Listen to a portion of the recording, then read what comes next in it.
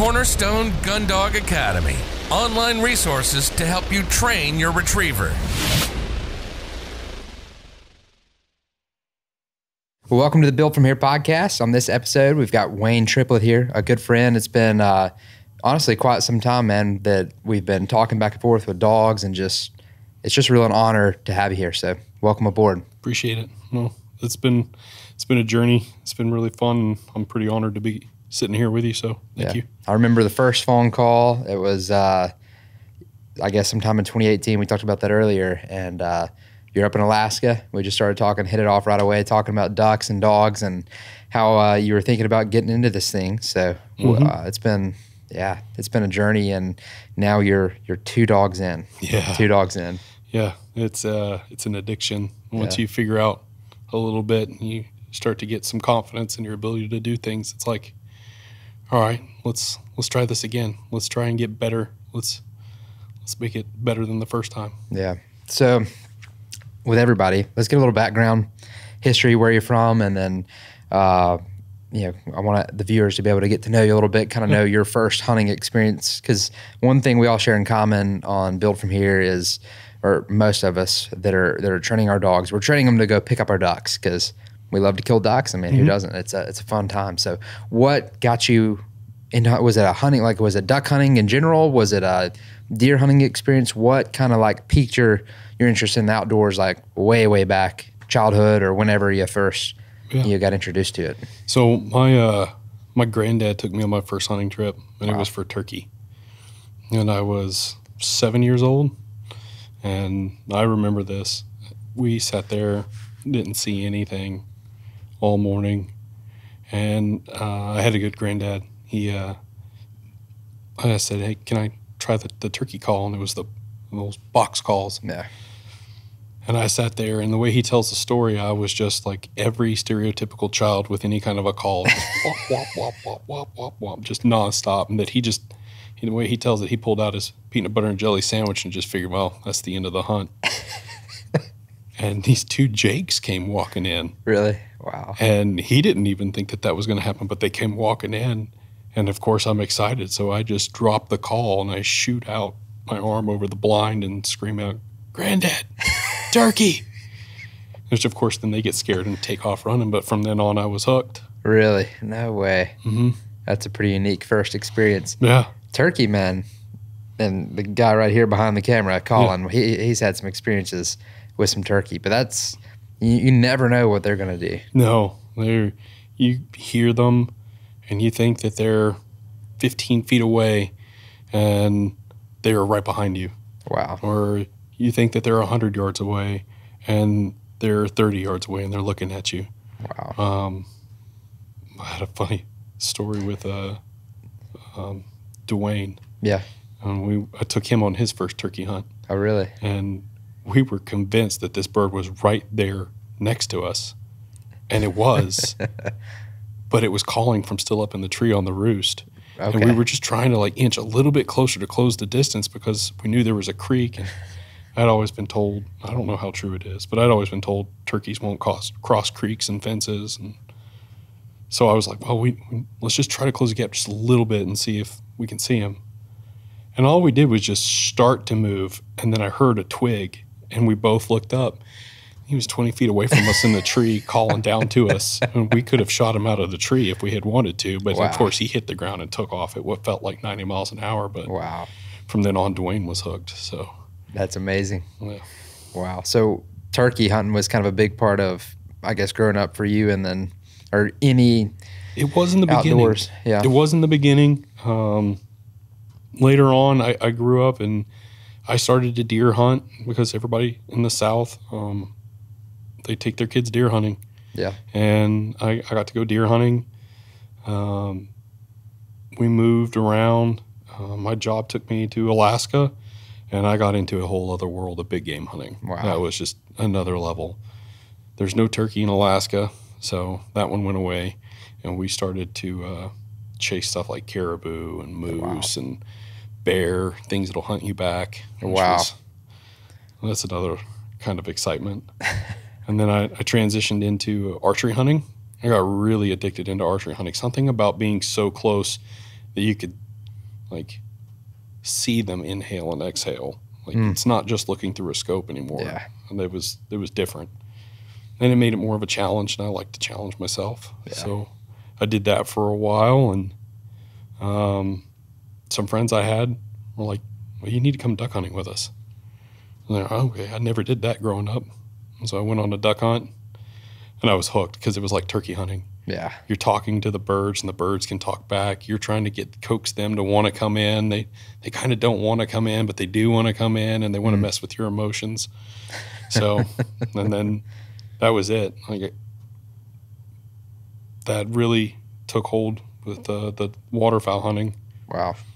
Was that first duck hunt, was it like y'all killed a bunch, or is more of just like you kind of just got a taste for the experience and it was, It was, I don't even remember if I shot a duck. Wow. If I'm being honest with you, I don't remember. I just remember the reaction to seeing birds flying early in the morning. Yeah. Seeing them want to work into decoys and wanting to land, the feeling of what it was like to see them react to the people in the blind calling, because I knew not to call. I knew better. I can't tell you if I even shot a duck, but I know that it was fun because when we were shooting, it was just happening. Everything was fast-paced.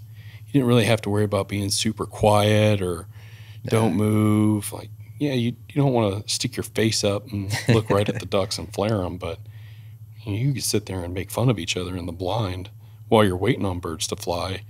And you could never do that when you're deer hunting. That's right. Because you got to be quiet. That's you right. never know if they're right there around the corner. So that was the intro to duck hunting, and it just kind of took from there. I got to go with a bunch of other people, and then I wanted to have a dog immediately because I saw other people with dogs. Really?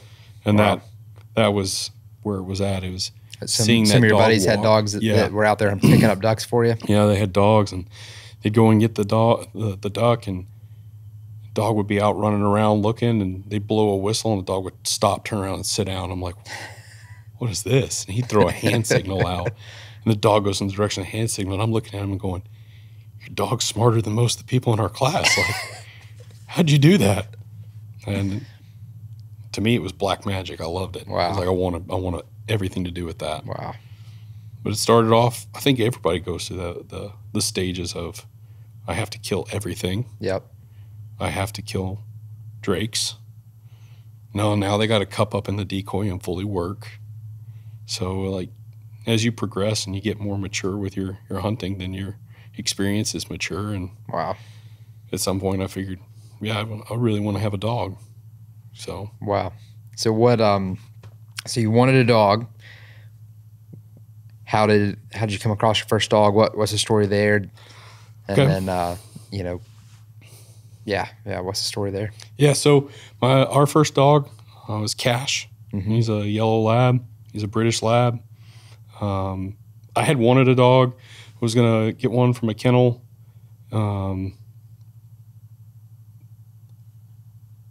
My background and my job, I pretty much got told by the kennel, like, I can't sell a dog to you. Your work has you moving too much. It's not fair to the dog. And I felt like, well, that means that I really can't have one, because if they feel this way, other people must feel it too. So it was really discouraging to think that not only should I not have one, but I'm not qualified to train one. Yeah. So it just didn't happen. And when I had told that story to a friend of ours, her dad was like, those guys are crazy. Yeah. That's not true. Yeah. That you can make this happen. And so one day they called and they said, we have a dog. He was trained for autism service, and something's worked out and the family can't take him, but he needs a home. He's not a bird dog. He is birdie. He comes from a good bloodline, but he is a autism service animal, so his behavior is on point. It's just you're going to have to teach him. Yeah. And I was like, I don't care. It's a dog. I have the chance to do this. And so I worked with a friend. I mentioned his name, Dwayne Bachman. He's a great dude that I worked with. He's a CGA member. And we were working together in Georgia. And I saw him training a dog, and I was like, if Dwayne can do this, I can do this. I love Dwayne to death. And so I started watching the videos, those little free videos that are on the YouTube channel. And my wife is a behavioral analyst. Yeah. She works with children with autism. And she heard some of the words that y'all were using, some of the guidance that you were giving in the video. And she goes, what are you watching? Like, she was all like suspect, like, what are you doing? I told her, this is the program that I want to train the dog on. Give me the phone. She takes the phone and she watches it. Like 30 seconds, she goes, you can get this. I don't care. Just get it. I was like, I'm getting your approval on something.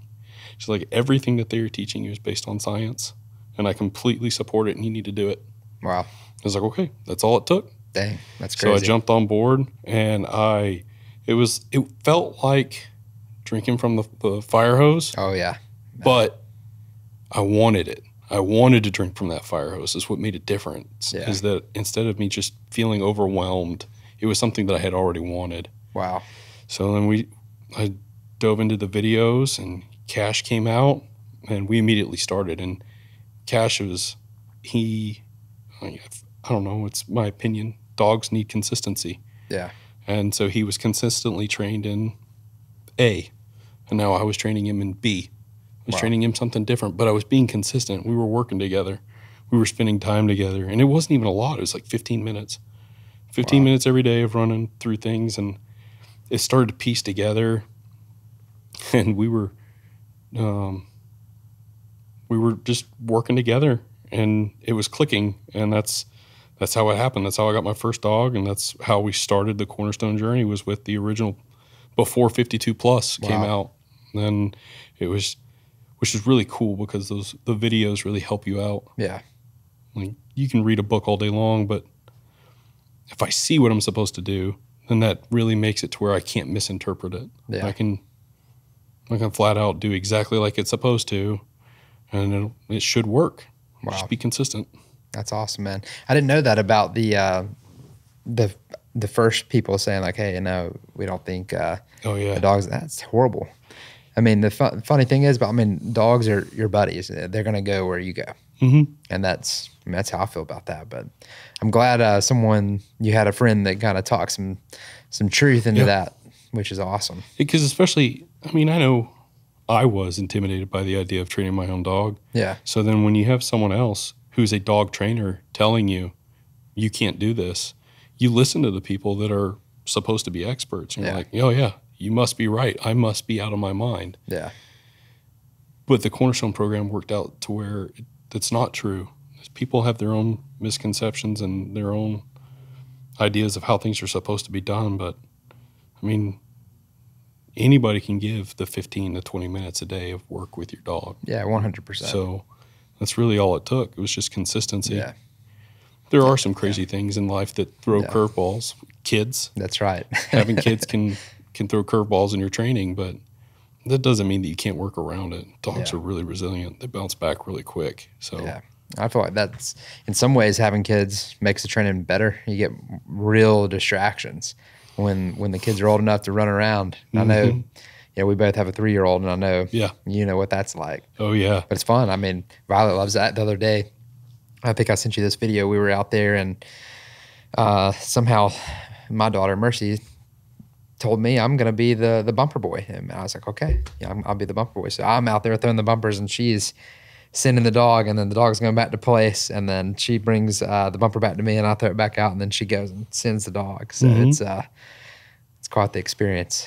Oh yeah, Caroline does it with Cash. Wow. We haven't gotten to that yet with Millie. She's doing she works really well with place. She watches it. They watch everything you do. Wow. Caroline, my daughter, she'll see me like put my hand up, put Millie at place, and walk backwards slowly. Yeah. And Caroline, in her tiny little 3-year-old hand, puts her hand up, looks real serious at the dog, just walks backwards and like lowers her head. And I'm starting to think to myself, am I doing that too? Am I like lowering my head, looking all intense like she is? Because I know she's copying me. That's awesome. Oh man. And then she wants to throw the bumper, so she can't throw as far, and she knows that. Yeah. So she'll walk out a bumper and drop it on the ground. Really? Walk all the way back to me and look at him and Cash, and send him. That's amazing. Oh, that's the stuff right there. Like, if I can keep her addicted to doing this kind of stuff, I'll be happy. Yeah. And it's amazing. That's how simple it really is, though. Even a 3-year-old can do a lot of this stuff. It's us that gets in the way when we start thinking too much. It's almost that this flow you just have to get in. It's like you just got to relax. And we talked about this earlier, like the bond and then focusing on momentum, which just means are things going good, and then focusing on helping the dog win. We're a team. It's not about, we always say this, we all have our own agendas. Like, you're going through 52 plus now, right? You've got an agenda built for you. But sometimes that agenda isn't what needs to happen. You may only do half of that for one day, or you may need to realize, hey, this dog we got to try it from a different angle. And that it's about the team, and it's about that connection with the dog, in my opinion, that makes it work. And I think, which is a beautiful thing about kids, is they understand life. Like, they got it down. Like, they're focused on people. They're focused on relationships and connections. They're not distracted, worried about all the details. They're just in for the action. And it's pretty much that simple for the most part. It's just sometimes. And they are a great distraction when you need to incorporate distractions. Caroline will go and sit down on the place board next to Millie, and I'm like, all right, we're going to work with this. Yeah, we're going to use this as a distraction. And sometimes it works. Yeah. Sometimes she's too much of a distraction for Millie, and that's okay. You got to, it helps me as a dad. Yeah. Because I want to be a good dad. Yeah. So I also want to be a good dog dad. I want to be able to train the dog right, and I want to be able to have a good demeanor when I'm training the dog, because the dogs pick up on that. Right. So I want to be as comfortable as I am training the dog as I am having my daughter there with me. Like, if she distracts the dog, it's okay. Yeah. The whole session isn't ruined. We can turn around, we can come back to it, we can work on this, take a break, come back. Yeah. It's all good. You can translate that into even life and how you react to your kids. 100%. And if I can get like that with how I'm not going to worry about it, because maybe she's distracted the dog and the training session's over with. I'm not going to be mad at my kid. If I'm out there with the dog and the dog's doing something in the blind, in the real hunt, I'm not going to get upset. It's okay. It's life. I had somebody on that talked about sending their dog out, and instead of doing a straight line to where the wood duck fell, it jumped on a rock and started sniffing. Yeah. And it went from another rock, and then it went to another rock. And later on he realized, well, it's because she was smelling where those ducks normally land on there, and she was getting in on that surrounding. And like, to have that going into that situation, have that kind of a way to look at what the situation could be like, so that you don't get overwhelmed and frustrated in the middle of a hunt. So you can be like my granddad, just pull out the peanut butter jelly sandwich. That's right. Who cares? That's right. Enjoy it as it is, because they're not going to last for forever. Yeah. And the only thing you're going to have left to look back on are either the photos or the memories. So don't think about the things that frustrated you. Just eat a peanut butter and jelly sandwich and keep going. It's pretty good advice there. I love that. So with Cash, let's kind of hit back at first time ever training a dog. Mm-hmm. Okay, so you got Cash as the first time ever you've trained. You're going through Cornerstone. What was it like working up to go on that first hunt? What were you feeling? What were you thinking? At that point, had you already done hand signals and stuff? We'd gotten into hand signals. We'd gotten into whistle stops. Like, it was crazy. That was my first, like, I can do this moment. Yeah. Was a whistle stop and redirecting him in another direction to another bumper somewhere else, and him going and then coming right back, and then sending him back again after his original direction, and him going and finding it and coming back. Like, he hit all of his marks. And I'm sitting here thinking to myself, I can do this. This is working. Yeah. It's steps, but it's working. I was immature. I know that. I had anxiety going into the first hunt, because it's like, I hope I've done this right. It wasn't towards him. Yeah. It was, bumpers are one thing, now it's live. And I tried to do everything I could. Blank shooting with dummies, with shotgun blank shells, like everything to try and make sure that everything is the exact same as what it could be. But you can't control the real world. So there's all kinds of stuff going on. And it was in Alaska. So we went hunting, and it was for sandhill cranes. It was our first hunt, and not a single crane came in. Not a single bird worked that day. Oh, yeah. Oh, That's how it was up there. Like they either they come through when the season opens or they've already come through. So it's at the top of the flyway, and you can get really lucky and shoot some really dumb birds that will just decoy to everything. Wow. But if they've already pushed through, they've already pushed through. And that's what it was. Yeah. So that was frustrating because, we had worked up, we had planned on this trip as a family, wife. We didn't have kids at the time. It was just us and the dog. And it turned into, well, let's go walk the hedgerows looking for grouse. And a grouse flushed. He sat still. He didn't move at all. Wow. He tracked the grouse in the air. My wife shot the grouse. I sent him on his name. He went and got a grouse and came back. Was it a duck? No. But it was a bird that tastes really good. Absolutely. And he got to hold steady, wait. He tracked a bird. He went and got it, and he came right back. Man. And then we just kept going and kept going. We got really big into hunting Kodiak, the island.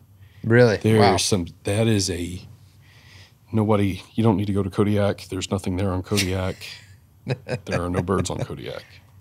It is a hidden gem. It is an absolute hidden gem. And we were hunting scoters out in open water. Wow. Now, you want to talk about a real test, at least in my opinion. A real test on a dog is open water. We're not talking we're talking 60, 80 feet deep open water. Like real water. Man. We're doing long lines with scoters, and we're hunting out of a boat. And a couple scoters came in, and we dumped both the scoters. Wow. And I sent him. Out the boat he went, got a scoter. He's coming back. And I get him in the boat, and by the time he's come back with the first one, the other one has now drifted in line with the decoys. Ooh. And I've trained him, stay out of the decoys, because that was one of the things he did want to do. He wanted to bring back decoys. Yeah.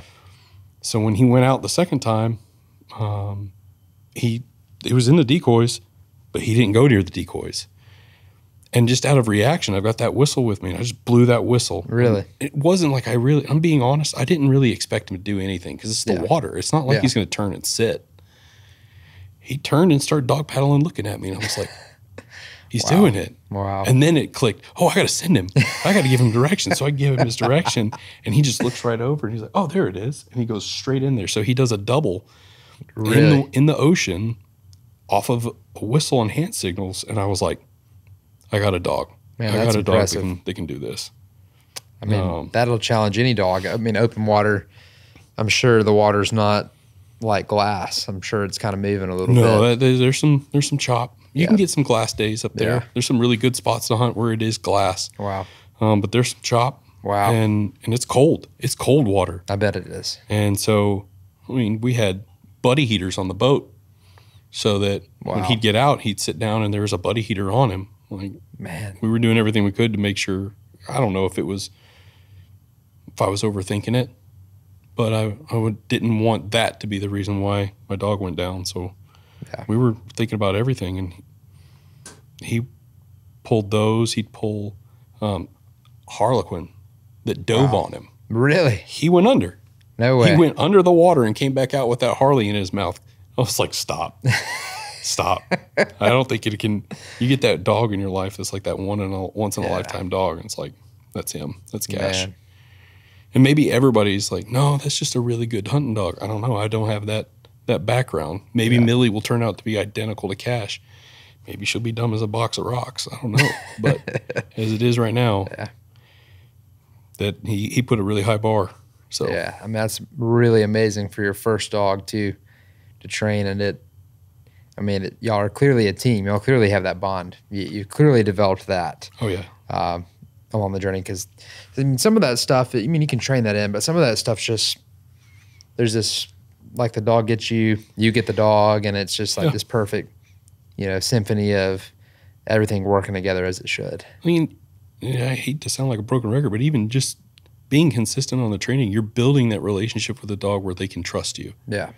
Like, I know that if you put your hand in this direction, I need to go there because there's something there that you want me to get. And it has always been there, so it will always be there. Yeah.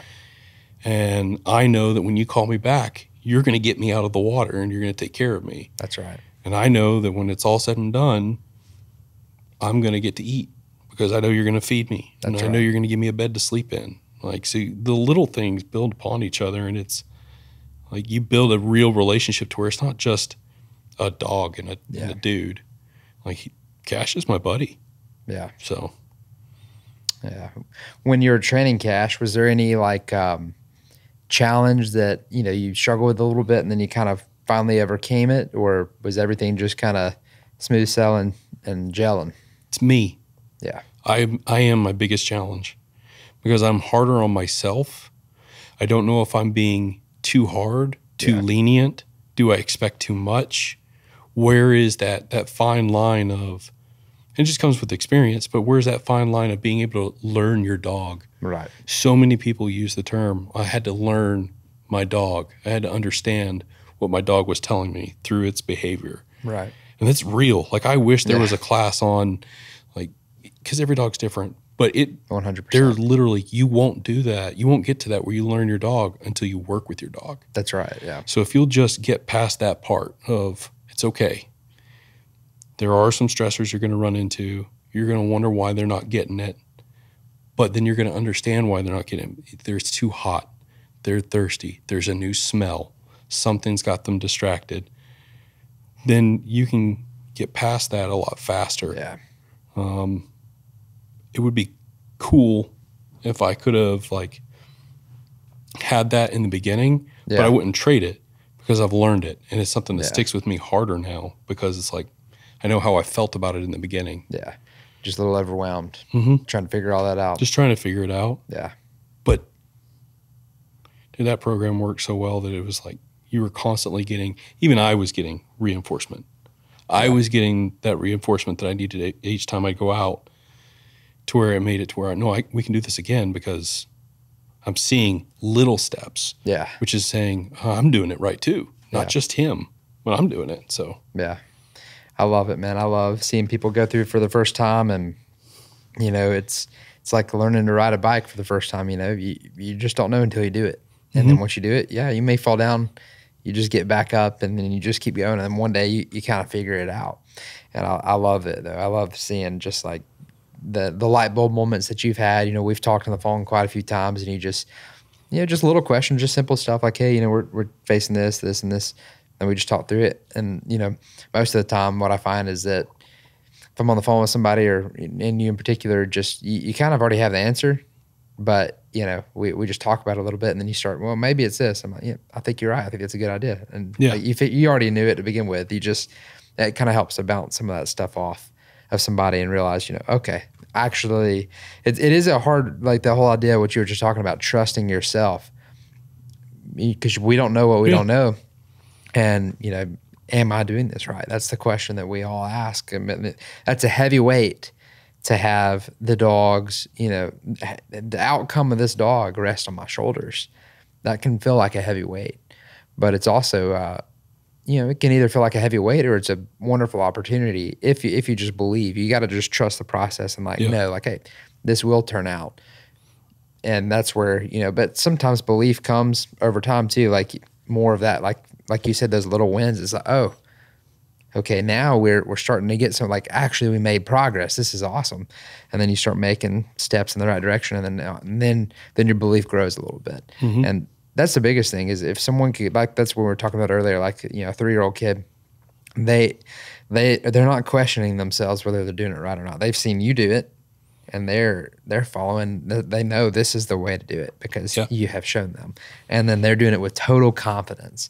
And that's what it's about, is having that confidence in yourself. Like, hey, you can do this. But sometimes you just got to walk that out. But I don't know if there's a better, in my opinion, I don't think there's a better way to do it than just to do it, because you have to have that firsthand experience. You've got to get through it. You've got to experience it for yourself so that you can experience that feeling of, am I doing this right? And then seeing that you did it right and be like, nah, I was doing it right. Yeah. Because then it just sticks. Everything that you experience, whether it's with the dog or with yourself in life, it helps you become better. Yeah. And if you beat yourself up about it, eventually you're going to figure out that, oh, I didn't need to beat myself up about it. Yeah. But I did enough to where I remember it. So Yeah. I know that it's a real feeling. That's right. So, yeah, Cash is pretty awesome. We've gone everywhere. Yeah. Yeah. What are, from we've talked, you've kind of been able to hunt him in a lot of different places. What's been some of your most memorable hunts outside of Alaska? And you got anything that comes to mind in particular? So, hunting, we hunted flooded timber on Arkansas public land. Oh, man. I'm going to tell you what, everything anybody says about hunting Arkansas public land is probably true. They are some ruthless people. We got set up, and 3 minutes before shooting light, somebody else comes and sets up literally 60 yards to the right of us. And I'm like, is this normal? I'm just looking at the guys, and I'm like, oh, yeah, no, this is public land. I'm like, oh, okay, cool. Oh, man. And we are just destroying them. Cash is just bringing in bird after bird after bird. And we've got the most, like for me, I didn't think that it would work, but it did. And it was the bottom part of a climbing tree stand. Wow. And a yard sign that was zip tied to the bottom of that tree stand so that there weren't grates. Wow. And that's what he was sitting on as his place part. Wow. Placemat. And we were just hammering them. And it was awesome. He was working. He was on fire all day long. Wow. And then we get back to the boat, and the guys who set up next to us left. They weren't shooting anything. And that's how we had the perfect spot. We got them where they were coming in, and they were dropping right in on the X. And we go back out to the boat, and my buddy cranks up his boat. He's like, why isn't it moving? I was like, what do you mean it isn't moving? He pulls up the prop or the motor. They had pulled the prop off his motor and chucked it into the river. Really? Dead serious. That prop was gone. No way. The only reason we got back is because we happened to pull a smaller boat up and over the levee back in there with us to help move all the decoys and everything out. Otherwise, that thing would have been down too. We would have been stuck because then you've got the whole public land laws where you got to be out by a certain time. Yeah. So here we are with this little boat with like a 20 horse. Oh, man. Pulling a big boat with like a 60 horse full of all the decoys. And you've got like that store-bought $9 like rope from Walmart. Oh, man. Attached to the boat. And we're just going as fast as that little boat can go against the Cache River. Just like trying to get to the ramp in time. And we did. Man. But I was like, is this normal? And I've had guys be like, oh, dude, they've pulled the drain plug to boats. No way. And just chucked the drain plug and flooded boats before. I was like, that's ruthless. Y'all get ruthless. Yeah. Like, hey, that's public land, honey. I'm like, that's different. Yeah, that's a little different. But we shot a 5-man limit. Really? Wow. Of greenheads. And I don't care. I'll shoot ducks. Yeah. Ducks are ducks. Yeah. Bonus ducks are bonus ducks. I don't care. But these guys were like, no, we shoot greenheads. It's like, okay, let's shoot greenheads. And we did. That was really fun watching Cash work in flooded timber. That's amazing. It was really cool. And then wow. Crane, sandhill crane. We went to Texas, and these birds are bigger than he is. And I swear they're reared up like cobras wanting to fight back once they get down on the ground. And the cranes are a scary bird to send a dog after. Yeah, they are. He had his goggles. He did not like wearing rec specs at first, but I knew that it was coming. So we trained for months wearing rec specs at home. So it was something normal. Yeah. And it worked. He got out there, and he didn't care. That bird was on the ground, and I've got the video still. I'll watch it occasionally of him just coming back to the blind, and that tail is just wagging as hard as it can as he's walking back to the blind, dragging that crane. So it was really good. That's amazing. I love seeing, dogs, just something about them light up when that bird is still got some fight left into it. Mm-hmm. It's the ultimate matchup. Oh, yeah. Beast versus bird, and seeing them like something about the dog. They get fired up about that.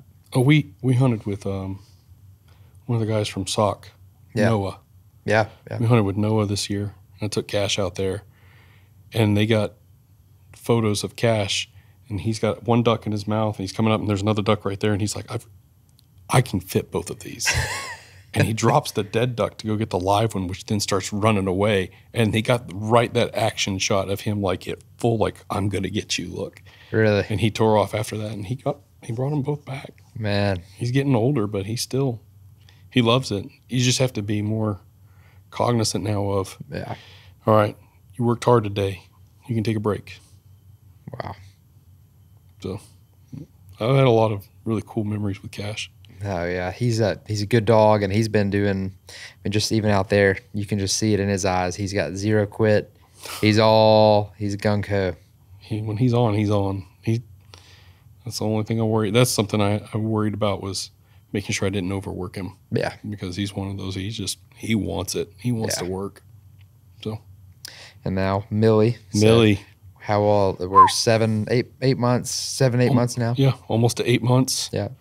We were going to get one of Violet's puppies. That's right, yeah. And it didn't work out, and I told you who all was having litters, and the moment you heard the bloodline, I heard the excitement in your voice. I don't know dog bloodlines. Yeah. But I heard it in your voice, and I was like, so that's what I need to do? Yeah, that's the dog you want. You need that dog. That's right. So I was like, okay, that's enough for me. I'll take your word on it. And we went out, and we got Millie on the 23rd of December. Wow. Right before Christmas. Wow. Pregnant wife, waiting on a baby. And we were sitting there thinking to ourselves, well, if we get her now, by the time the baby comes, she should be crate trained to where she's sleeping through the night, not like crying and waking up the baby in the middle of the night. That's right. It actually worked out that way, but that would have been a rough one for me if she hadn't. Well, I'd have been sleeping outside instead of the dog. Man. Yeah, that would have been rough. So, but we jumped on the 52 plus. Dude, I love that program. I'm not lazy, but when you show me exactly what I need to do, I don't have to figure out, do I need to work on this today or that tomorrow? It's, you're working on this. At the end of the week, it isn't working out. It's not clicking right. Cool. Go back and do it again. Yeah. There's nothing wrong with that. But this is where you need to build on. We're going to start here. That has been a game changer. Wow. I'm glad you're liking that. And I think it allows you to focus on some of the more important aspects, like we've kind of talked about, which is, versus before, if you're sitting there planning, having to figure out, okay, well, how do I piece all this together? What am I working on? And that's a good skill set to have. I mean, at some point you'll develop that, and you already have because you've gone through it. But it's really nice if you can just say, this is the game plan. Now I can focus on the connection with the dog. Mm-hmm. Like, I don't have to think like I just pull it up. This is what I'm doing. And when you focus on that bond and that connection, I feel like, just seeing y'all out there, you brought Millie out, and we're working her out there at the land. She's never been at the land before. It's freshly cut. We've got tall grass, short grass, all kinds of smells. Turkeys are all over that place, all kinds of animals. And, she listened, and she's still a puppy. She's still very young, but she also was able to kind of like, if you recalled her, she was coming back immediately, which is, that's saying something. That means y'all are doing something right. That was the first time that I felt like everything is clicking was on heel work. I felt like she picked up where heel is. So you've talked about, like, if you're a left-handed shooter versus a right-handed shooter, where do you want the dog to walk on heel? Right. So I'm a right-handed shooter. I want her to walk on my left. And so getting to say heel and knowing that she's going to go to my left side and she's going to sit down immediately. Yeah. That's insane to me. Yeah. Because, that's something that I'm seeing. That's the first real step of progress of, wow, she's clicking, she's putting it together. The recalling with a whistle. Like I was telling you, like, if I don't have my whistle on me, I can whistle with my mouth, and she still knows that whistle means coming back. Wow. She'll stop whatever she's doing. She'll run right back. Blows my mind. Like, I know that they're smart. Yeah. But that's pretty good for a young pup. It blows my mind. Yeah. A lot of pups. But we've talked about some of these things, and some of the details you focused in on are really important. Like, early on, everybody thinks when they're first training a dog, like, if I say here, they need to come immediately. Well, yes, with a caveat, if you've never taught them that, you can expect that. And then you got to go through the process of teaching them that. And the number one mistake a lot of people make is they'll say here, the dog doesn't come. Well, what do? Well, let's say here again. Here. And the dog finally comes. Good. Well, you've reinforced the dog for coming on 3 heres. Yep. And then now every time here, and then the dog finally comes because they're learning that that's association. I know it sounds backward, but it works if you only call the dog when you know it will come to you, and you start that way.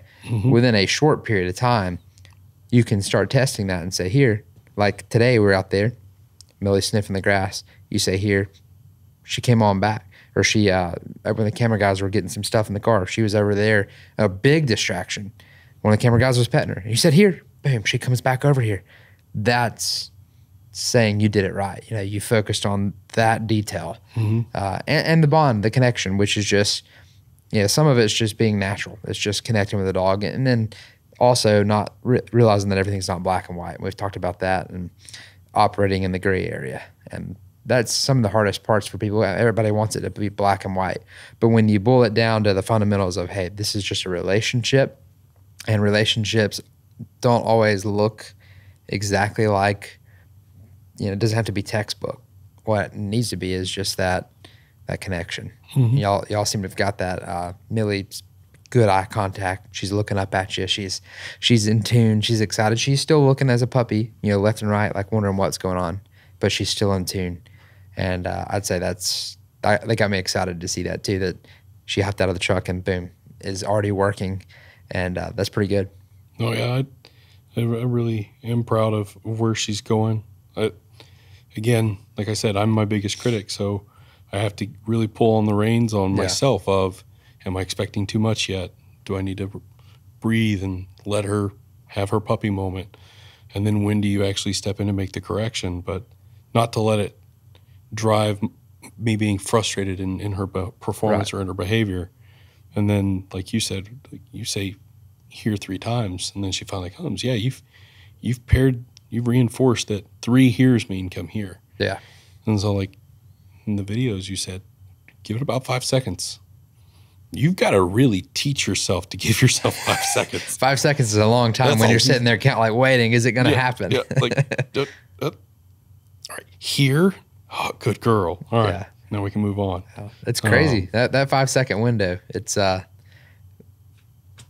really makes you think. Here one, because if you don't, we're all looking for that immediate response, and that's coming from training on that level of, well, you're trying to get a finished dog response or a fully trained response with a brand new puppy, or a lot of people are. Yeah. And but when you realize, we work into that, we step into that, then it works out. So. Oh yeah. No, so that's where we're at. We're doing. And you've got a interesting perspective. So with Cash, the dog had obedience pretty much nailed when you got him. Had no Gundog training. And then now Millie is a fresh, clean slate. You get to start from ground zero, which is a really unique experience, I would say, because you've got dog experience, you've got training experience, but now you get to have the beginning experience of programming this dog from a puppy that knows nothing to a fully trained hunting dog. And they feed off each other. Yeah. She watches what he does, and she'll do what he does. That's amazing. He'll feed off of her as far as like, yeah, let's go play. He's pretty much set in his ways now at his age. But as far as like telling him to load up, for instance, that was, you and I talked about how it's not in the videos, but it's something that I wanted. Yeah. I wanted a specific command for the dogs to load up in the truck. So load up. Yeah. She'd watch Cash do it. And then Cash would load up, and she'd start by like looking and then sitting like, what do I do?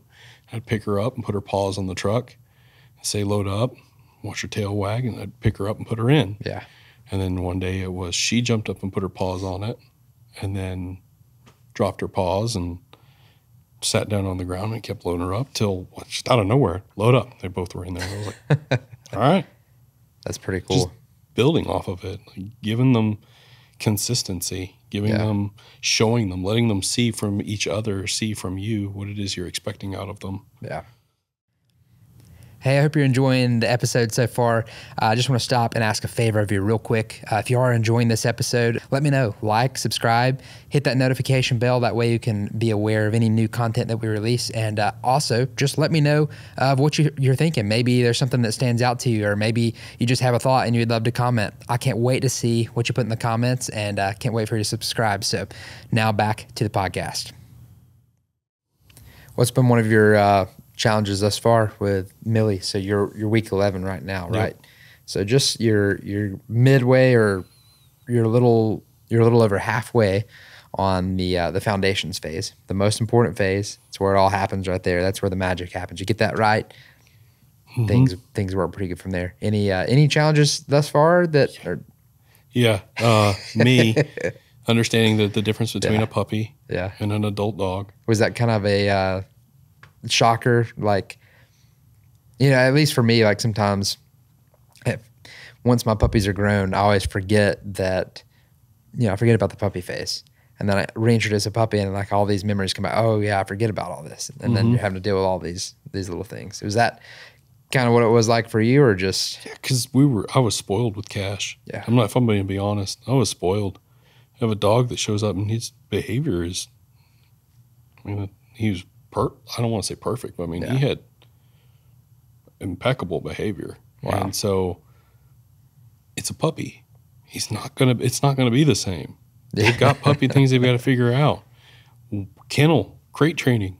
You got to get past that. Yeah. You put Cash in a kennel and tell him to lay down and go to sleep, and he's out like a light. You put a puppy in a kennel, that puppy's going to have some separation anxiety for a little while until they realize, okay, he's going to come get me, just not right now. Yeah. And then, it's in the videos, but also hearing it from my wife, like, you have to let the puppy whine.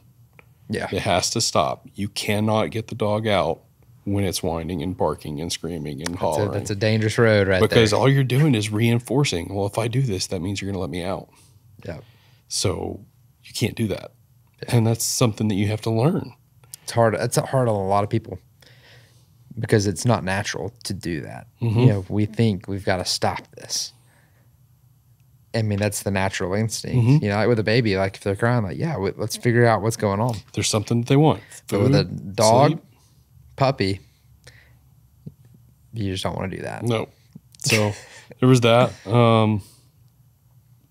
That has been my biggest thing, is realizing that we're starting all over. This is ground zero. Yeah. She has no background. She has no knowledge of what it is that I'm expecting her to do. She's learning it just as much as I'm learning it. Wow. So just having that, like going back to dad-like patience. Yeah. Like learning to have that dad-like patience with the dog of, it's okay, we're going to get through this. We're just going to keep being consistent. That has been my biggest challenge, is just that, and learning my dog. Yeah. So you have to learn. Every dog is different. Once you learn your dog, you learn their cues, then you can make the best out of it. And getting to that maturity level of, we were training yesterday, and we got through 2 sessions, and we're starting to work on session 3. And my brother's dog comes outside. Well, they love to play with each other. It's a new dog. They've only been around each other for like 2 days, so that's a new buddy for her to play with. Oh, yeah. She's completely distracted. Like paying attention to any training right now is done. So I'm like, okay. So I just start to pick up the place board and put it up. I'm not trying to recall her. I'm not trying to correct it. I'm letting her be distracted with that dog right now. Yeah. And my wife's like, why are you stopping?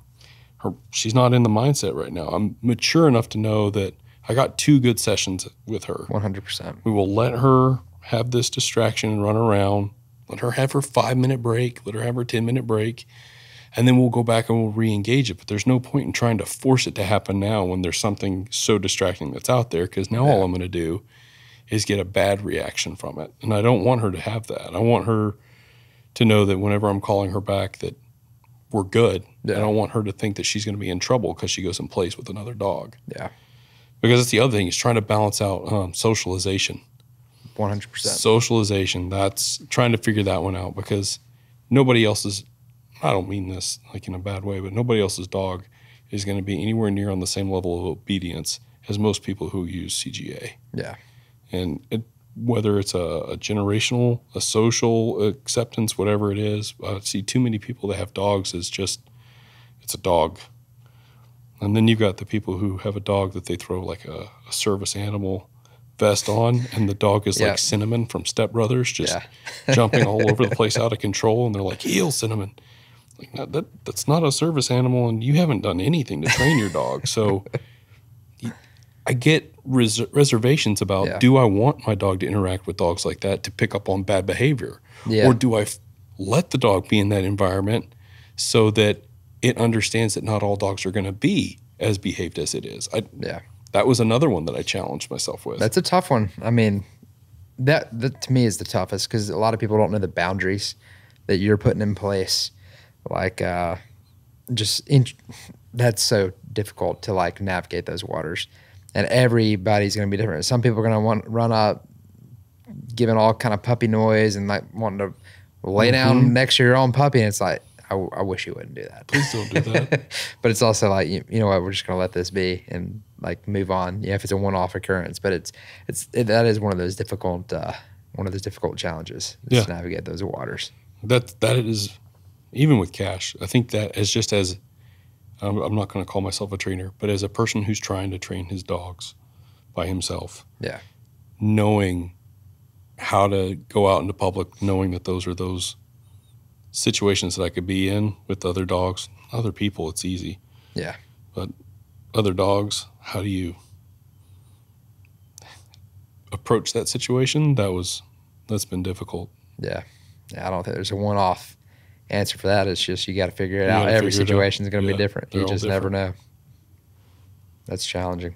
Well, that's pretty cool. What's been one of your biggest moments with Millie so far? Like, where you feel like y'all are, you said one challenge earlier that you had was starting to read her body language. Like, obviously, Cash. And really, I guess another way of saying it is, we're getting to know the dog. What was kind of like one of the moments where you feel like you and Millie are starting to gel and connect, and like outside of the hill work, but that you realize that, okay, I'm starting to understand her tendencies now, and she's starting to understand me as well. Have you had any of those moments yet, even this early on in the training? A couple. Okay. A couple. That's not like as night and day like it is with Cash, but I can pick up now on, I know more when she's getting exhausted mentally. Yeah. Not just physically. I think pretty much anyone can look at a dog and tell, all right, you need a break. You're physically done. Yeah. But when you can look at a dog and say, okay, she needs a break because she's mentally she's been pushed. Like, I'm starting to pick up on that. I can tell when she has worked her brain and just let her go sniff some sniffs. Yep. Like, let her have her moment. She doesn't even, like, I'll tell her, I'm like, okay, go play. She doesn't even go to the water. She just wants to go walk around and sniff. That's right. There will be a ball in the yard, and she doesn't even want to pick it up, like a soccer ball. Yeah. She just wants to go sniff it and touch it with her paw and then walk around. That's right. And then she'll come right back to the place board and sit down on her own. And I'm being really cognizant not to reward her for that. I want her to go be rewarded when I put her on place. But it's like, okay, I'm back. Yeah. I'm ready to do this. Give her a command, here or heel, and she comes right back, and we go right back into it. Like, I can pick up on when she's needing a mental break. Let me just, Daddy, let me put the textbook down. Let me go walk around the room. Let me go kick a ball, and I'll be right back. Sure, go ahead, That's a real thing. That's a real thing. Yeah. And we kind of talked about that too, like on the, you could call it whatever rule you want, 80% good, 90% successful reps, 10% failure. 80%, 20% failure, probably 90-10, but try to get 90% of your reps to be successful. 10% are failure, and for me, 10% are just testing. We're pushing to see what our boundaries are. And that's some of those things like, puppies, now they have a short attention span. And like a lot of us may not realize that, but I mean, 5 minutes to a dog, I mean, we got to think, they live 10, 12 years. 5 minutes to them is a lot longer than 5 minutes to us. They're living, whatever, 80 years. So that amount of time, you can condense so much, even though it feels like you did nothing in 5 minutes. And then you keep pushing on and going further. a big mistake we've seen a lot of people make is they push to failure every training session. Like every time they go out, they're good. We got 10 good reps and we failed. Now we're ending the session. Well, we always want to end when there's gas left in the tank, and we always want to end on a good note. And we kind of talked about that, like maybe do 3 solid sessions, but on your 4th one, start off instead of let's push the boundaries at the beginning of the 4th one, and then find out where those boundaries are, and then wrap up the session on that good note. And that's one of those things that you're talking about there, that you're starting to recognize. The fact that you can tell before your dog's getting tired, that's a huge win. That's a small detail, but if you're recognizing that means something's going right. That means you're doing something right. You're learning what you need to learn. I hope I am. I really am trying. Yeah. That's what it comes down to. The dogs have so much potential. Yeah. And more than anything, I just don't want to disservice them. Yeah. I want to make sure that I'm helping them unlock whatever potential that they have to their fullest. And I want them to enjoy it. Yeah. That's all I want. Yeah. I just want to spend time with them. That's awesome. Well, I think you're doing the right thing, and we'll obviously see the outcome of that in time. We're week 11 now. As you continue through the course, you'll see more. You'll have challenges, of course. We all face the challenges as we train our dogs, but there's going to be that moment, just like with Cash, where I would say that defining moment where you just instinctively blow the whistle, and then you're kind of in awe that your dog's sitting there. Yeah. And looking at you, and then you cast it, and then it goes and picks up the dog, and everything comes together. And that's the journey you're on. I know you'll get there, and I can't wait to see where y'all go with that. I'm pretty excited. I am too. I'm pretty stoked. We need to get a hunt planned. We got to get a hunt planned. Yeah. We got to figure out where we're going to go. What do you want to do? I'm down for anything. We'll pick up some ducks. That'd be cool if we did a follow-up episode on this. And like Millie, it'll be a little bit before she's ready, but get her out there in a year or so, or whenever next hunting season, get her out there, and then let's show her off and then see what happens. I think that'd be exciting. Yep. I'm down. Let's do it. Question: how with your life, okay, because we get a lot of people, some people have these wonderful schedules, they work from home, they live on 30 acres, they got anything someone could ever ask for. Like, I got the perfect setup to train my dog. But there's others, I would say most of us don't live in that situation. Live in a neighborhood, live in an apartment or town hall, something really tight, and work schedules, battling traffic. With your schedule, times change. You have more availability sometimes and less others. Talk through that. What has that journey been like with first with Cash and then with Millie, and what would you say to someone that is kind of concerned about like time? Because obviously the one trainer's like, what? And that was something I didn't know. Like, no, you don't need a dog. It's not going to work. And then you get these other people like, well, it's going to work. Yeah.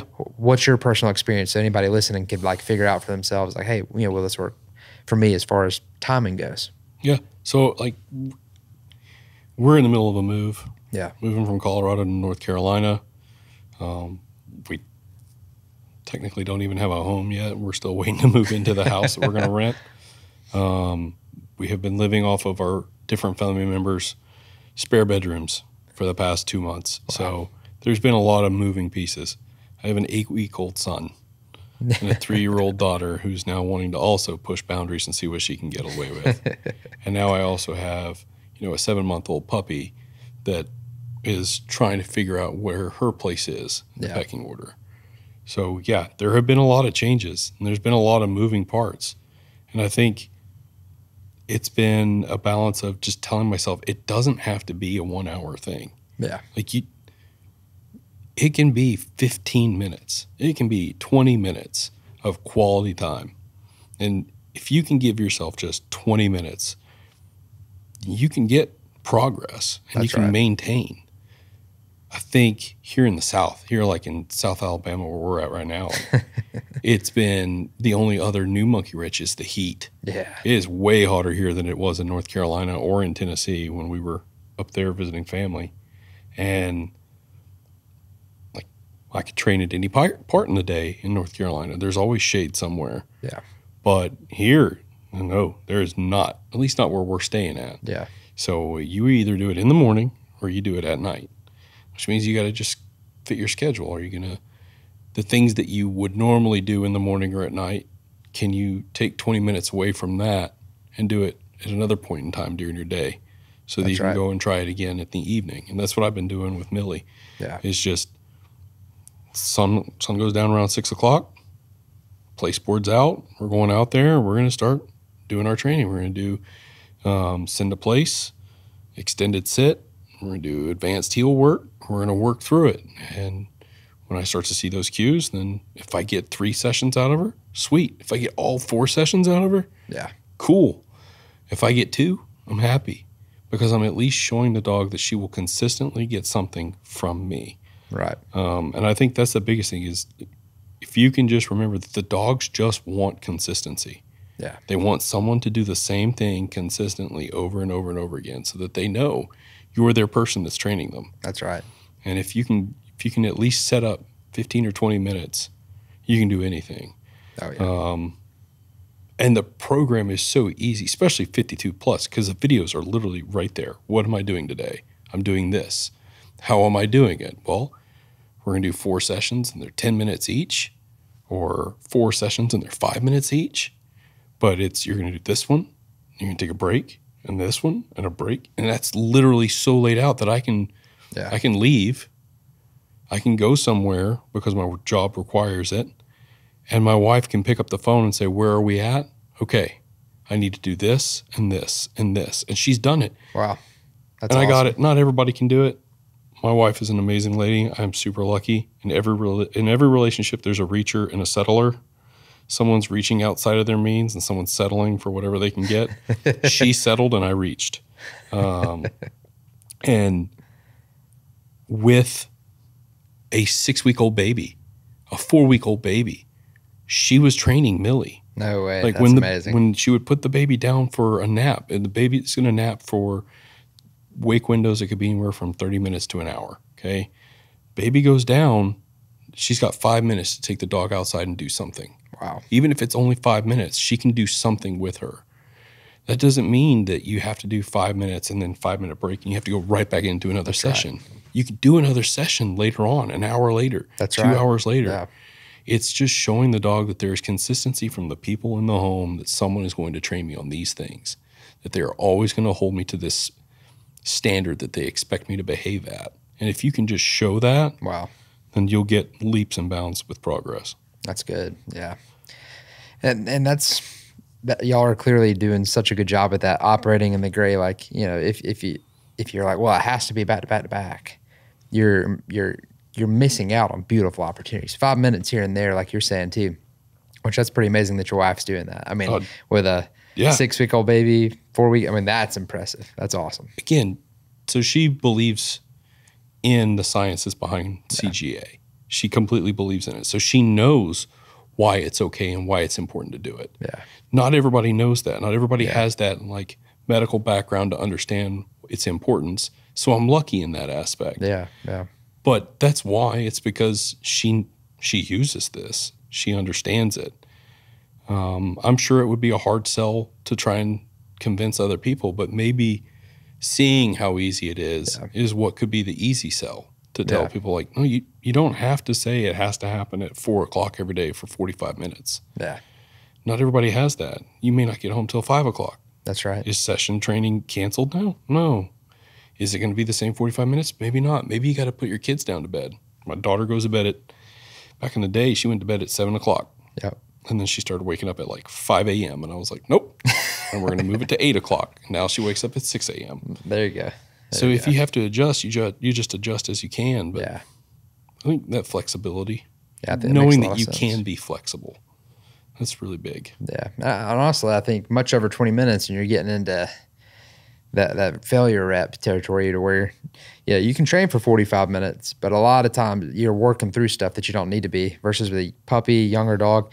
Any age dog, 20 minutes is pretty much that's the golden window. Mm-hmm. And if you got more than one dog, also within an hour, I've got 3 dogs in my house right now, 1 hour, and I get all 3 dogs trained and they're good. Mm-hmm. They've all had a good session. They're happy. And I'm getting as much work as if I would have trained for 3 hours, an hour each dog. In fact, I'm getting more done because if I was training for longer, there would be a lot of correction going on, a lot of things not going right. The dog wouldn't be happy. They're being forced to push through it, versus we get a good solid window and it's just hyper focused for that 20 minutes. Yeah. That's awesome. One other question I want to ask you as we kind of like wrap this up, and then we'll ask the standard question at the end. What would you recommend is, who did you hear about CGA from? How did you hear about CGA? What was like, your first initial attraction? Obviously, you mentioned that your wife heard that you were just watching these videos and she's like, this is the one, you should do it. Yeah. But what for you got you drawn to this? So we were in Georgia, Yep. and we were working with one of the CGA members, Dwayne. Yep. And Good old Dwayne. I remember him Bachman. too. Talked to him on the phone as well. Yep. Great guy. He is. And he is living his best life, smashing ducks in the Pacific Northwest right now, and Lucky rubbing man. it in my face on how beautifully plumed these birds are. Oh, man. Oh, man. My unicorn duck is a pintail. I have yet. Because Really? whenever we'd go hunting and there would be pintails, it would be like you can shoot one. That's right. And there's enough pintails that are in that group that if even one person shot, you could possibly overdo everyone in the blind's limit. Yeah. So it's like, I've never got my pintail. Oh, man. And he has to rub it in my face every chance he gets that he has his pintail. We're going to have to make that happen. He was training his dog. And in my line of work, like, we make fun of each other. Yeah. It's a term of endearment. Yeah. And so I saw him and I was like, if he can do that, I can do that. Right? if he can train his dog to do this, anybody can. So he was very big on, no, you got to check it out. You got to check it out. And first he had told me about pellet grills and the Traeger. Yep. Oh, yeah. And he was right about that. I don't care. Everybody can judge me of whether or not I know how to time putting real hickory blocks in and containing the right heat. I don't care. Turn it to the dial, smoke something, and it's delicious. I'm good with that. But he told me on that, and I was like, well, I'll listen to this one a little bit more. And I started looking at like the videos on YouTube, and there was there's like 6 or 7 of them. Yeah. And it starts off with the same guitar riff. Oh, yeah. And then you go straight into a training session, whether it was you or whether it was Barton. But I'm sitting there watching all of them. I've been like going through them over and over again, watching them all multiple times. And that's what it was, is Sarah heard me watching it because he said, you need to look at this. And that being in her line of work, that's why she was so adamant. Like, no, you have to. That's awesome. I was like, yeah, but it's pricey. And I'm not, I don't remember what it was back in the day when I bought it, but it was enough to make me be hesitant. Like, I'm about to spend a lot of money on a training program that I don't know if I'm good enough to do this. Yeah. Wow. And it was her saying, I don't care. I know you can do it because I understand and I trust the science behind this. Wow. And if you will just stick with whatever they're telling you to do, you can do it. I was like, okay, I have your permission. That's awesome. And that's what it took. Now you trust yourself. I do, a lot more. And it's still one of those things where you quite, like, I still reach out to the people on the members page on the Facebook and on text messages to other people that are using it and ask them for their opinion. Yeah. Because when it's your first time doing it, you still want to ask somebody, like, did you run into this too? Okay, you did? All right, cool. My brain, like what you said. Yeah. I already knew what the answer was. Yeah. But I needed some confirmation that I was thinking in the right direction. Okay, I am? Cool. We're good. Building that confidence. But I will tell you right now, I am nowhere near on yours or Barton's level of walking around with 6 or 8 dogs at a time. Like, that is a whole other level of training. Well, I'll tell you this, and it's a dangerous place. If you're training your dog and you're not concerned that it might not work out, or if you don't have that fear, or if you don't if you feel like like if you don't have like zero concerns, like 100%, like, oh, we've got this, that's when I would be concerned. I mean, when I'm training my dogs, there's not been a single dog that I'm training that I don't get stumped by with at least one thing. Or, with Violet, where we were filming the videos, and we released it before all the videos were done, but we opened up a window like, hey, you get the first, I forget what it was, 16 weeks or 8 weeks or maybe it was 8 weeks, and I was through 16 weeks. We released it to members, and then we opened it up to the public a few months later. And we still weren't complete for the process, and people knew that. They were buying into that. But, there's days out there where I'm feeling, I'm like, it's like I don't know. That's the word. Like, I just don't know. I don't know what's going to happen. We're sitting there talking about, how'd training go when I'm talking about with Dad and Barton? Well, I don't know, we'll see. But if you're not at that place, that's a good place to be, because that means like it's just a dangerous place to think you got it all figured out. Yeah. And we all know that. Anybody gets to that place, that's a dangerous place. You got support. That's a big one. Yeah. So like with Millie, she didn't want to go get bumpers in the beginning. When we're trying to do like somewhere around week 5 is like introduction to retrieving. And she would go out and sniff it and turn around and come right back to me. Like, okay, what is this? Yeah. What am I supposed to do with this? And it was reaching out to people and then being like, take a duck feather and black electrical tape it to the bumper. Give her something different. Change it up. That's all it took. Wow. She brings back everything now. That's amazing. I don't even use the bumper with a feather on it or a wing on it anymore. Now she's just like, oh, yeah, I'm going to bring this to you. Yeah. And the delivering to hand. Like, she does it. That's amazing. We haven't gone in. It's not even in the lesson plan yet to talk about, like, bringing it to hand and using the command dead to drop it. But she has heard Cash and watched Cash drop everything on the command dead to where now she does it. I'm not even training it of her. She's just seeing it because the program, like, I mean it. Like, I love this. It's just lays it out to where there's like, you do this and your dog will pick up on it. And these dogs are so smart. Wow. That they watch other dogs and they'll pick up on it even if you're not even intending on them to pick up on it. Wow. That's awesome, man. Well, I'm excited for you. I'm excited for the progress y'all have made, and I'm excited. Speaking of the Traegers, I think week 12. Have you looked ahead to week 12 yet? Grilling and chilling. Grilling and chilling. Yeah, you got to get. What are you going to be cooking for week 12 when you're letting Millie sit there on place? Well, I would love to say that it would be like a brisket, but that's that's way too long on place. That's a long time on place. I don't know. I'll do something and just have her come out there and sit down. I am really craving some beef short ribs. That sounds good. I really feel like letting my inner fat child out. So maybe do some of that, let her smell it and its goodness and know that she can't have any because I'm a mean father. We'll call that a denial. That's a solid introduction to denials. That's rough on a dog. That's rough. It's rough on anybody. I know, sitting there by the grill, I'm thinking, man, I'm ready to go right now. Just can't wait for the stuff to get done. Mm-hmm. We were at yesterday for Father's Day. We had a Traeger mishap. I got my father-in-law on the Traeger, so Barton got me on the Traegers. And then I saw people on the videos, and I was like, you know what? I'll try this. Abigail was not for the Traeger, but I don't remember how I worked it out, but I did. And somehow we bought a Traeger. I don't know that she was full. I had her about 80% on board, maybe 70. Yeah. Not fully happy with it, but I was convinced that it was the right move, and it was. She is now 100% on board with Traeger because she can cook on it. But at the father-in-law's, I don't know what happened, honestly. We get over there, it wouldn't get above 300 degrees. So we just started messing with it, and all of a sudden it fixed. We think it was just the hopper was too overloaded. Yeah. I don't know if you've ever had that happen. He poured a whole bag in. He thinks that maybe it was compacted. And I don't know if that was or not, but it didn't matter. We got it worked out. But I don't know. I'm going down that road. I think I'm getting hungry here now. We're starting to think about beef, and we had some good burgers yesterday. So. Yeah, no, we did smoked burgers, and my wife made this candied bacon jelly. Really? Never heard of that. I can't explain it to you. I just know that she made candied bacon on the Traeger. And then she cut that up and put it in, created some kind of a spreadable jelly. And then we smoked the burgers and put that across the top of oh my gosh. Was it good? Yeah, I was ready to fight people for more.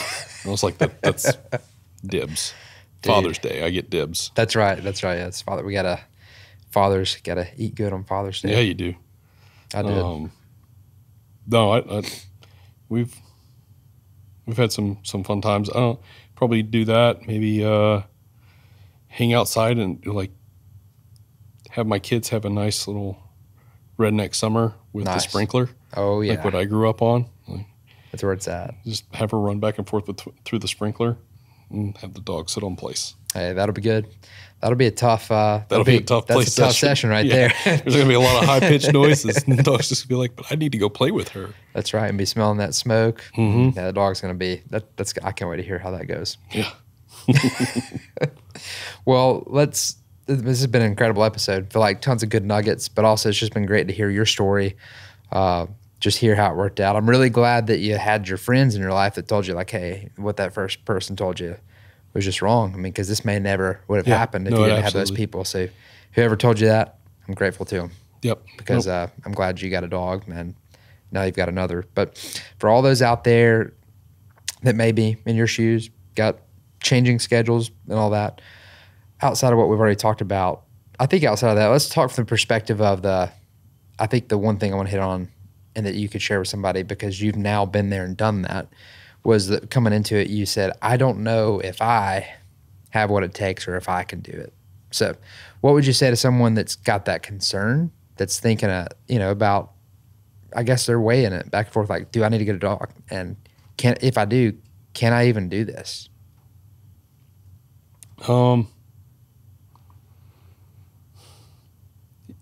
Yeah, you can. You're going to run into those moments where you're going to think, can I do this? Am I doing it right? Am I going to screw up? Some of the common sense ones. This is an investment, not just in a dog, not just in the program, but in an entire change to your entire life. Yeah.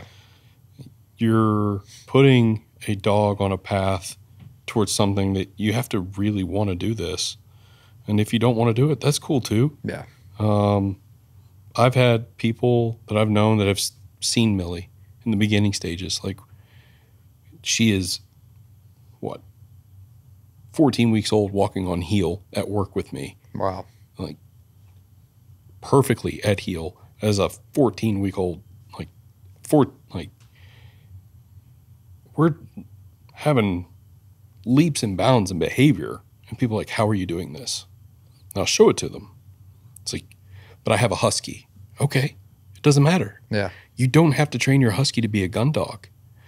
The basics is in the obedience, right? If anything else that you get out of this is that you get on the program specifically to have a more obedient, well-behaved dog. Yeah. You're going to be leaps and bounds from every other person who owns a dog out in the world today.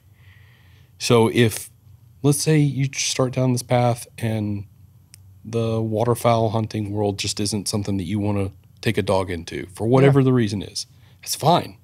Know that you have a training aid for the rest of your life and people that you can go to for the rest of your life to help you with training members of your family, dogs, on how to have better obedience.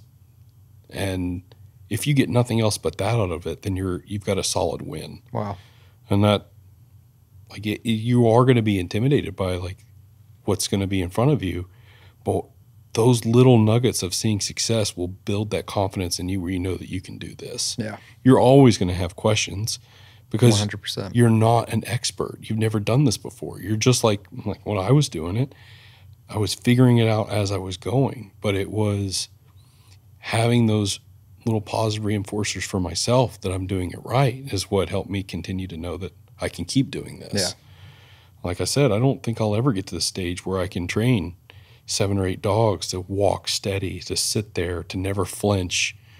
Like the dogs that they do over in England. Yeah. Those trials, like, dog can't move. It's can't crazy. Make a sound. I don't know that I'll ever be on that level. Yeah. But I don't need it. I don't need to be on that level. I just want to have a good relationship with my dog. It's not expected of me to come in and be able to perform at that level right now. That's not what CGA is about. It's, can I help you? Can CGA help you train your dog? Can CGA help you be successful? Can it help you build confidence in your dog? And can it help you build confidence in yourself? That's right. And the answer to all that has been yes. Like, there is not a single other training tool out there that I have seen that has gone so in-depth on how to do things to help you feel confident and successful. And other people have figured it out doing other methods, and that's fine. Absolutely. It works. Like, some people want to do force fetch, and it may work for them. That's fine. It's not the route that I want to go, so I'm going to go this route. Yeah. we talked about some people are absolutely obsessed with e-collars. And I cannot stand being on a river hunting public land and hearing a dog ride the lightning all morning long because their owner is just shocking the living daylights out of that dog every time they shoot the shotguns. And then I'll sit there and look at Cash or other dogs that have been trained using this program, and they're all just sitting there chill. And it's like, yeah, there are other methods out there, but there are some methods out there that work a lot better than others. And this has been one of them. So that's good, man. I'm just really grateful. Really appreciate you guys putting it together, because it took all the stuff that was like in books and you made it to where it's dummy proof. We appreciate you. And, you know, I always say this, but it's the 100% truth. If it wasn't for people like you that are willing to go out on a limb and, you know, go on uncharted territory for yourself, you've never done it before. You don't know if you can do it, but it seems like a good idea. And for you to take that plunge, and then, you know, this thing doesn't work unless people like you put in the hours. You're the one putting in the hours. I'm not putting the hours in. I mean, I put in the hours to do the videos. Outside of that, I'm training my own dogs, but you're out there making it happen for your dogs. So yeah, as much as you try to put it on us, I want to put it right back on you and just say it's an honor that you would trust it and that you're putting in that time so that your dog can turn out like you want it to. And it means a lot to us to see that. And as fun as it is to see my own dogs be successful, there's not a greater level of excitement for me than to see someone take the videos and to have success and have that moment for themselves. I mean, I love seeing my dogs win, but I love seeing people win even more. And seeing you win with your dog, that's amazing. Yep.